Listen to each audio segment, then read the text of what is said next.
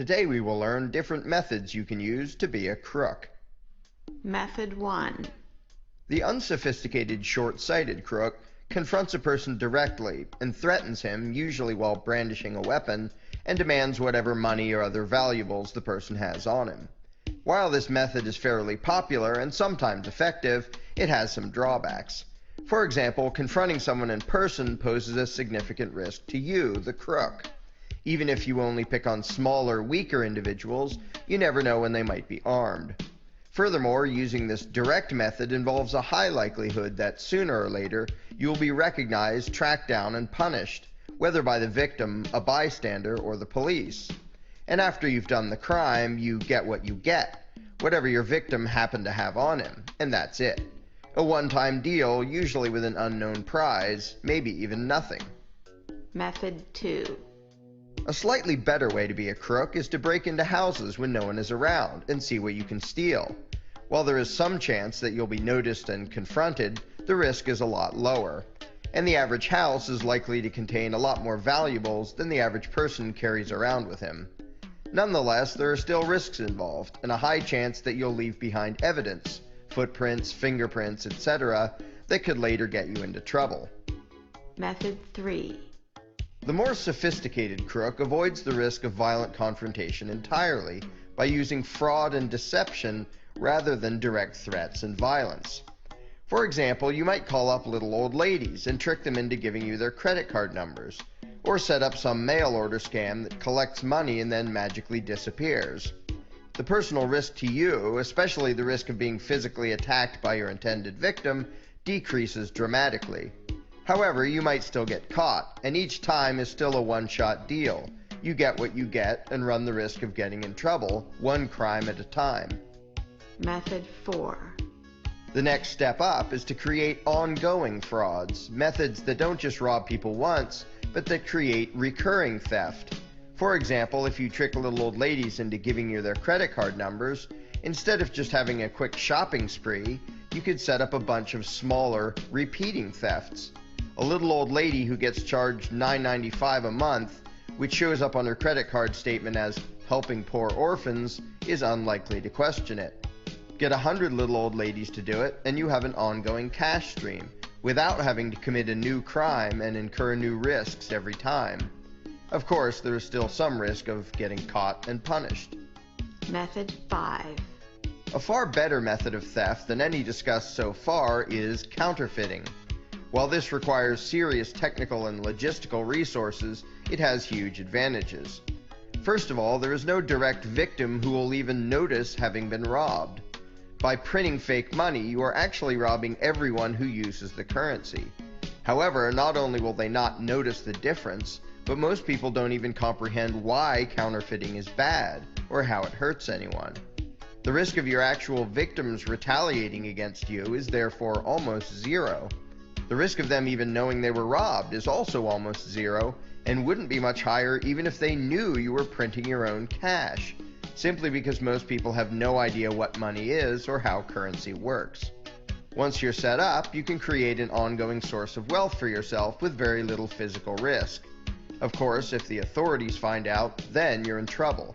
But aside from that risk, this would seem to be the pinnacle of the art of being a crook, having an unlimited supply of completely unearned wealth for yourself, while the victims never know what hit them, and in fact never know that anything hit them. Method 6. The next step is only for truly sociopathic crooks, who don't just want unearned wealth, but want to dominate their fellow man. It's again based on counterfeiting, but instead of just printing money and buying stuff with it, you print money and loan it to other people. At first, this may seem counterintuitive. If you can just print as much money as you want, why bother to loan it or give it away? Well, suppose you print up millions of dollars and then lend that to hundreds of different people. They will each then feel indebted to you, as if you did them a favor. From then on, they will rob themselves every month, giving you a pile of money, while feeling a moral obligation to do so. Ironically, because they imagine the debt to be real, as if you actually loaned them your own money, they would view themselves as the crooks if they ever stopped going along with your crime.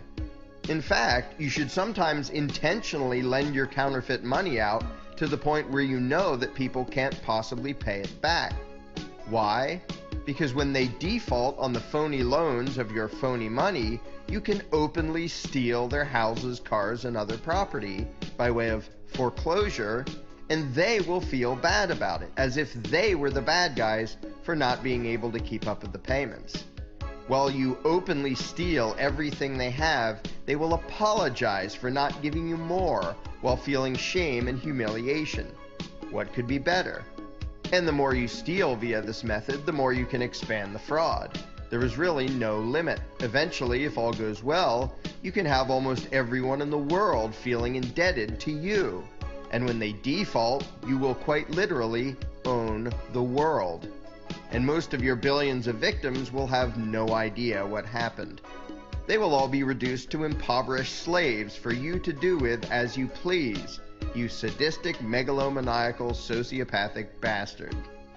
Method 7. The previously mentioned method is so effective, in fact, that there's really only one way to improve it. The only risk involved up to this point is that the authorities might notice and catch you before you can slip off to some non-extradition treaty country with your ill-gotten gains. To remove that final risk, take the final step and bribe the politicians to legalize your crimes. When the authorities have given their official legislative blessing to your massive perpetual fraud and even offer to send their mercenaries to protect you against your victims, should any of them ever wise up to what you're doing, then you will be the supreme crook of the world. However, you cannot accomplish this. You will never be the super crook who owns the world. Why not? Because someone else beat you to it. In this country, they're called the Federal Reserve.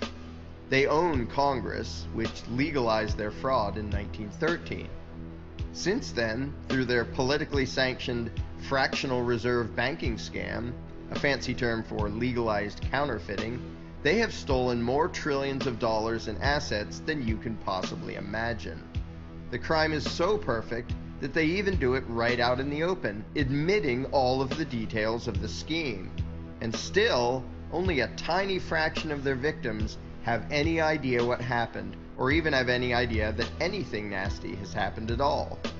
However, if something like this video, for example, were to go viral, so that the victims of this fraud all understood what had been done to them, well, what would happen then remains to be seen.